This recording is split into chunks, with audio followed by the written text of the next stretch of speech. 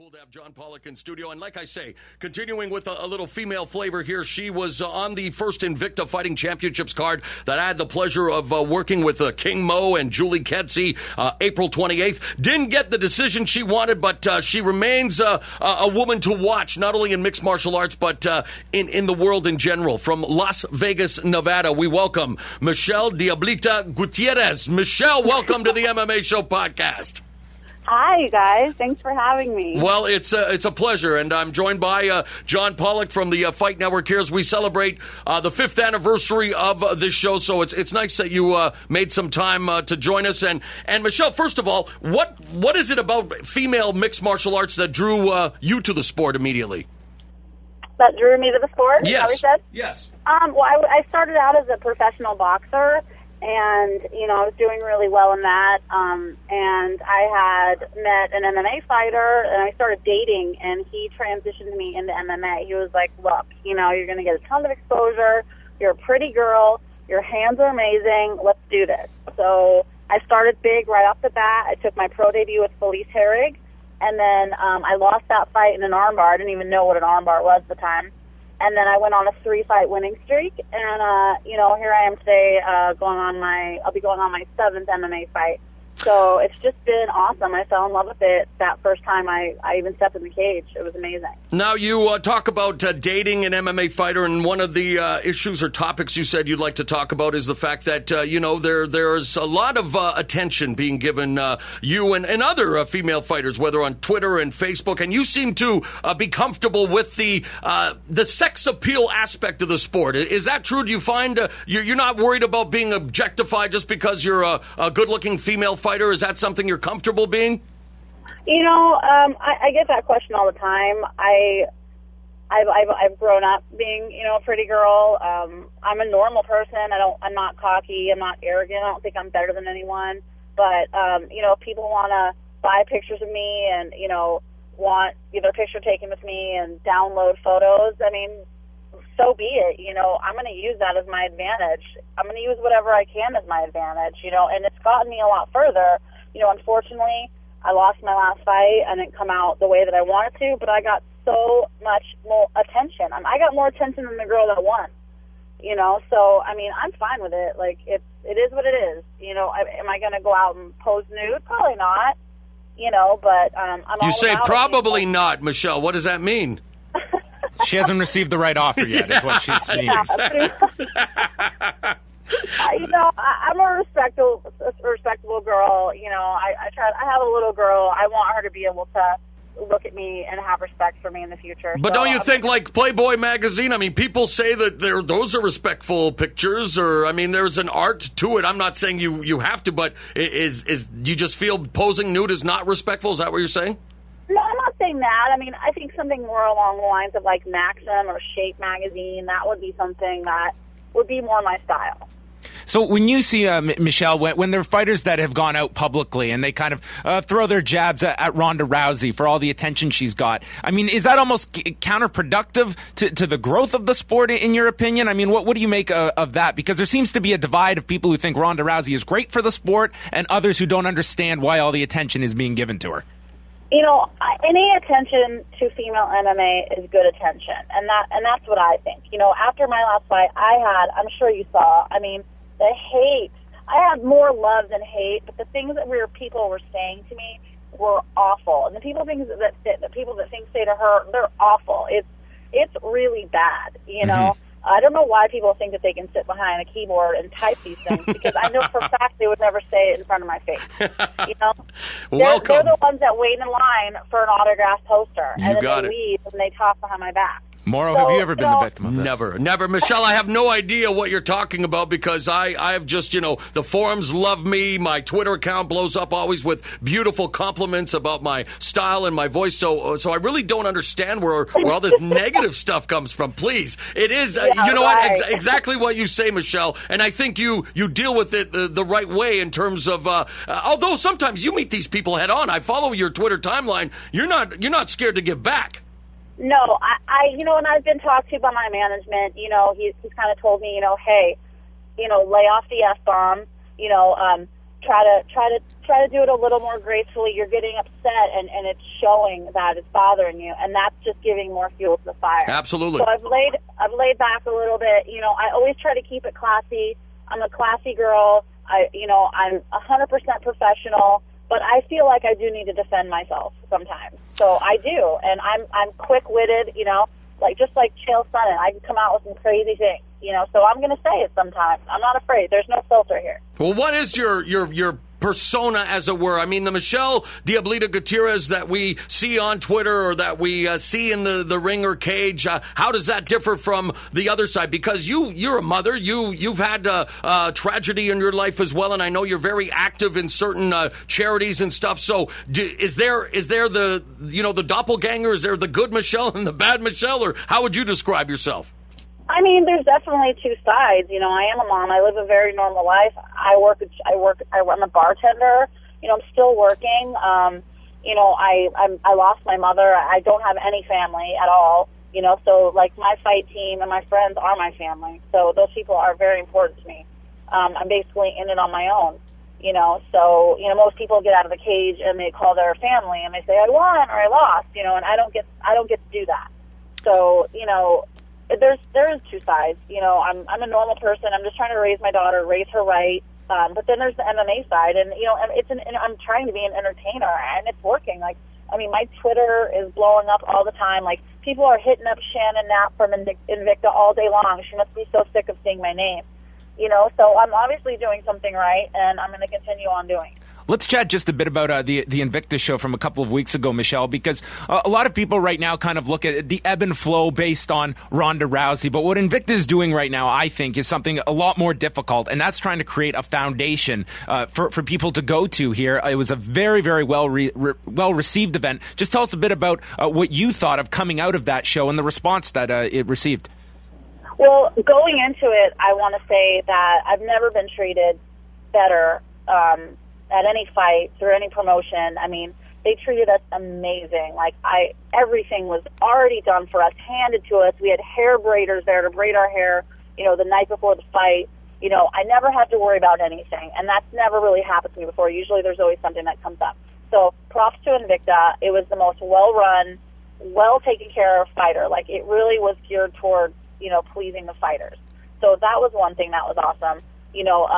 They were very cool about, whatever we needed. If I wanted to fly out another cornerman, or they worked with me with everything that I needed to do, So, I feel like they're doing a good job, and I didn't expect that many people to watch. When I found out the numbers, it was 200,000 views or something. I was like, wow, obviously people want to see this.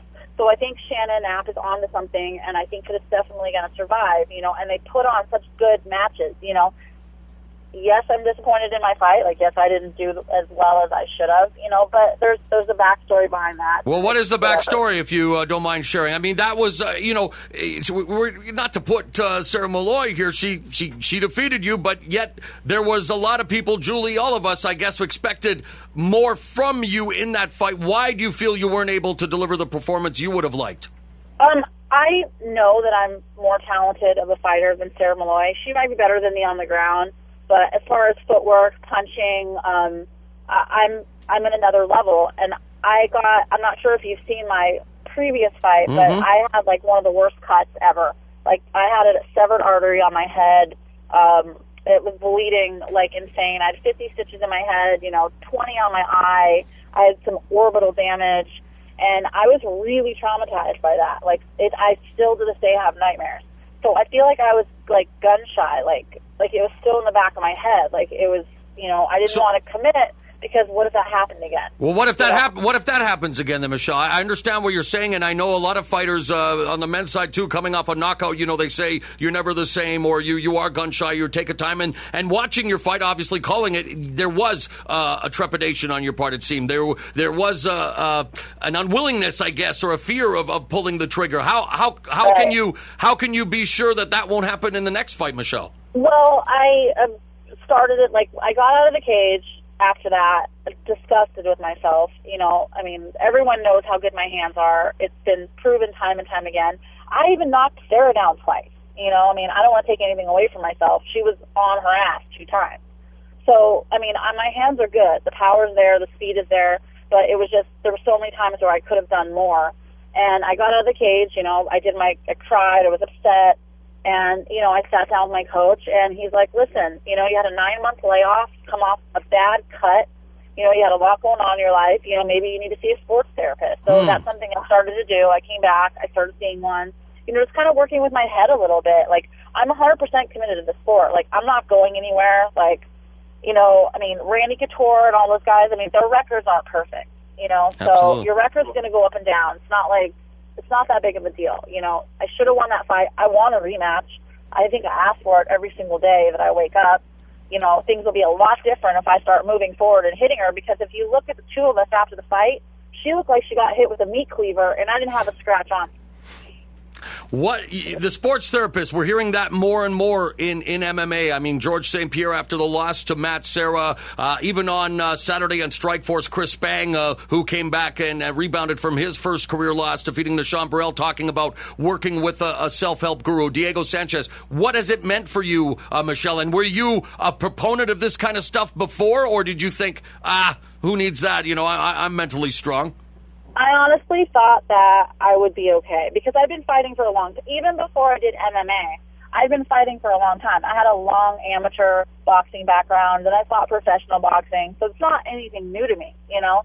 So I honestly thought that I would be okay, and I honestly thought that I would just pick her apart with punches and move. I didn't know that once I got in there, like, it would all come back to me, like that cut and that traumatization of coming home to my daughter and having her see me look like the elephant woman and having to get her through that. She was, you know, I talked to her before my fight, and she was like, Mommy, you know, you're not going to get hurt again, are you? Like, please don't get cut. How old is your daughter? How old is your daughter, Michele?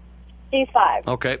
Continue. So I felt like, oh my God, like, I got to be careful. I don't want to get hurt, you know what I mean? And so I was so tentative, and I was honestly trying to Oscar De La Hoya it and win the fight by moving and punching and just kind of like slipping her punches and not letting her hit me. And obviously she didn't hit me because, I mean, there was nothing on me. Like, I think I got away from everything that she did, but I just didn't do enough. She was just more aggressive. Even though she was punching the air, she was coming forward.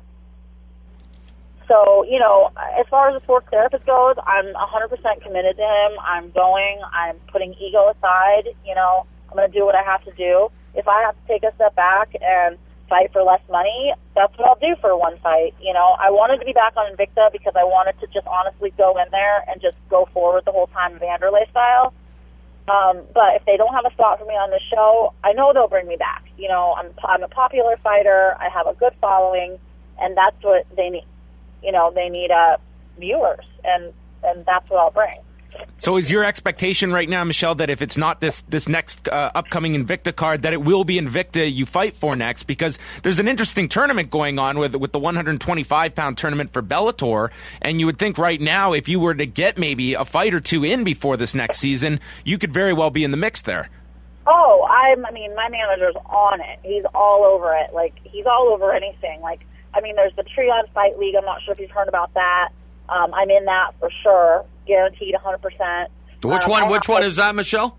It's called the Triad Fight League. Have you heard of it? No. There's different cities, and they're going to fight each other. Like, I'm on the Dallas Destroyers. Oh, wow. Sure is it a male and female, or just female MMA? It's male and female. Okay. It's kind of like, remember that one that Chuck Norris had where they fought in yes, the Combat League, World Combat League. It's kind of like that, but it's MMA. And where is this? Where's it out of? I'm not even really sure where the guy that started it out of. My manager's working on it. Sure. But, like, it keeps posting things on my Facebook page, like, of me and all the girls that are on it. Like, I know Tanya Evanger's on it. There's a couple of other girls. Like, you know, I'm not really sure about that. But, sure. I mean, I have fight offers. Like, I mean, I can fight whenever I want. Like, that's the thing. Like, that's how I know, you know. I've been in the video games. You know, I've done so many awesome things. I have jewelry named after me. Like, I've come a long way. Like, a lot more than I figured I would for only having 6 fights. Well, what about Vanderlei Silva? You said you want to fight with, like Vanderlei. I know you were with the One Fight team. What did you think of what does he mean to you, and what kind of information or wisdom has he imparted to you over the years? When I was there, he cornered every one of my fights, and that's, I was on a 3-fight winning streak. I was moving forward a lot. I was throwing bombs. I was knocking people. I always knock people down. I haven't fought one time where I haven't knocked someone down, So I just need to get that confidence back. I've lost a lot of confidence in myself due to that cut, due to losing to not Sarah, but the girl that I fought before had an awful record. She's just awful. Well, are you going to avoid people that rhyme with Lavoy and Malloy, because OY at the end of the name doesn't seem to serve you well, Michelle? I'm not going to avoid anybody. I'm just going to, I just need to move forward. And I have a great coach. I've never felt more comfortable with someone than I do. His name's John Wood, trains me how to throw down. Every time a round was over in Invicta, I'd go back and I'd sit down and I'd listen to him. And, when I got her on the ground and I was ground and pounding her and I was in a good position, hurting her and doing damage, she started to go for something. He told me to get up. I got up. I listened to him very well. There's something about him that calms me down and keeps me kind of sane.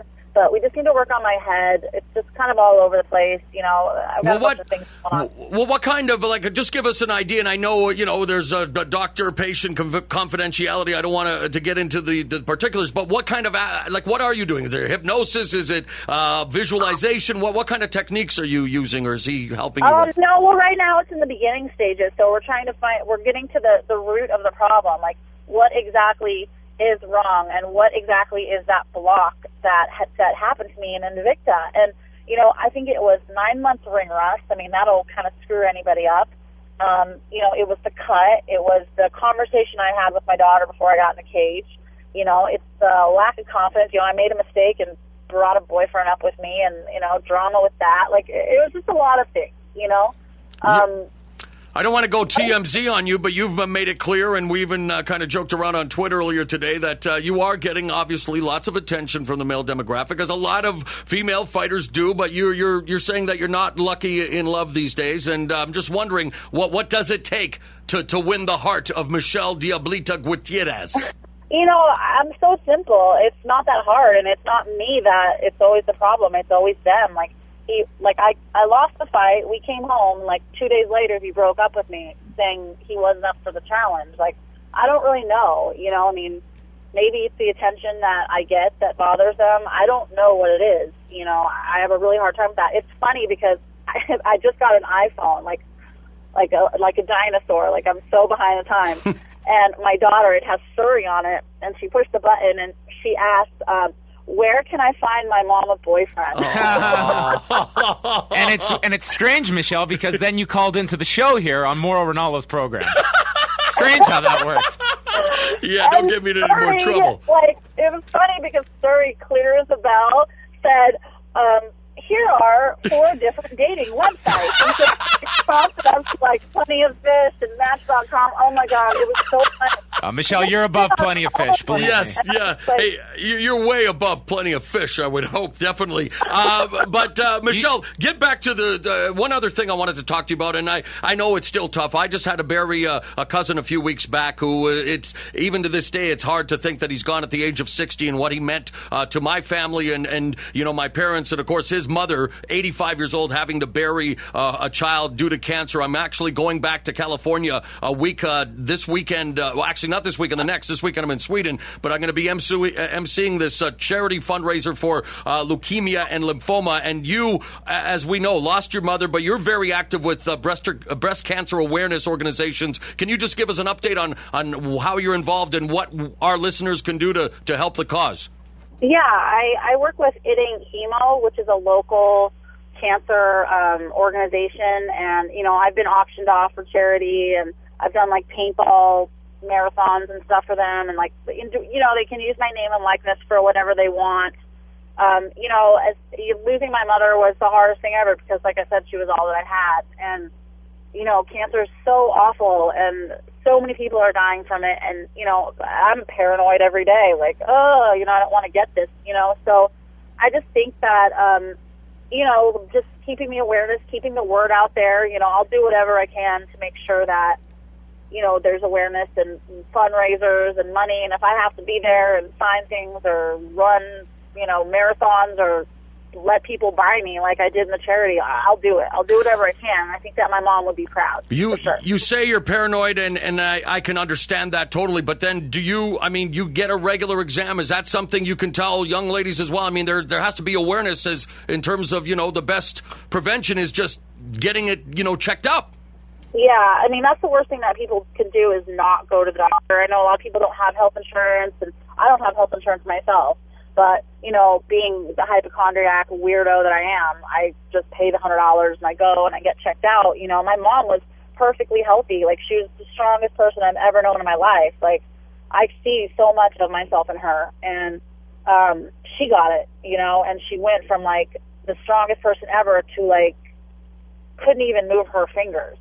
And I watched all that. Like, I lived in L.A. because she was in UCLA for 6 months getting a bone marrow transplant. Wow. And I lived there with her, and just seeing her go through all these different stages of the chemo and the bone marrow, and she was just like a cocoon of herself. She wasn't even herself anymore, and that was so hard to see, and then to not make it through that, it was just, I don't know, it was just bad. Like, I wouldn't wish that on my worst enemy. Is that where you get a lot of your motivation to keep fighting, not only as a single mom and, unlucky in love, as you say, but as a fighter? Is that where do you get the biggest amount of inspiration? I mean, your daughter obviously is probably the biggest, but give us a sense of where all of this comes from, knowing your background. Well, I mean, I have this little bracelet that has my mom's, we got her cremated, it has my mom's ashes in it. And every fight, I give it to my cut man, Adrian Rosenbach, and he puts it on. And so she's in every corner with me, regardless. She would have hated that because she would be freaking out or whatever, but I don't give a shit. She's there. I don't care. I get my motivation from my mom because she bent over backwards to raise me. I never wished for anything. I had everything I ever wanted. I know she struggled for money, but I never knew about it, and she told me, like, 2 weeks before she died, she was like, you're the only one in the family that's ever had a dream. Follow it, do it. Like, you can be a star. And I believe that. I believe that she's right. She wouldn't lie to me, so I'm keeping forward, I'm moving forward. Well, definitely. I've had a couple setbacks, but it is what it is. Well, I want to help you with that dream and the rest of, the women involved in MMA. And you guys are such ambassadors and role models. And whether the record is 10-0 or 3-3 like you are, you've got, so much going for you in terms of what you're doing with breast cancer awareness and role models of single moms still trying to fight the good fight. I want to let our listeners know you can follow Michele at MGUTIERREZLV. Anything else you want to share with us, Michele, before we let you go? No, I just want to thank you for having me on, and I want everyone to still push to have me on Invicta. I mean, even if it's not on July 28th, let them know that you want me on the card, that you want to see me fight again, that you want a rematch with Sarah Malloy, and let my hands go and see the fireworks happen tomorrow, so that this time you can say, KO by Michele Gutierrez. Very nicely done, Michele. I really appreciate this, and I look forward to talking to you again soon. And stay away from plentyoffish.com, my friend. I think you're going to be inundated with eligible bachelors on Twitter right now. I have a feeling. Michele, thank you very much. We'll talk soon. All right, bye-bye. Thank you. Thank you. All right, well, we are...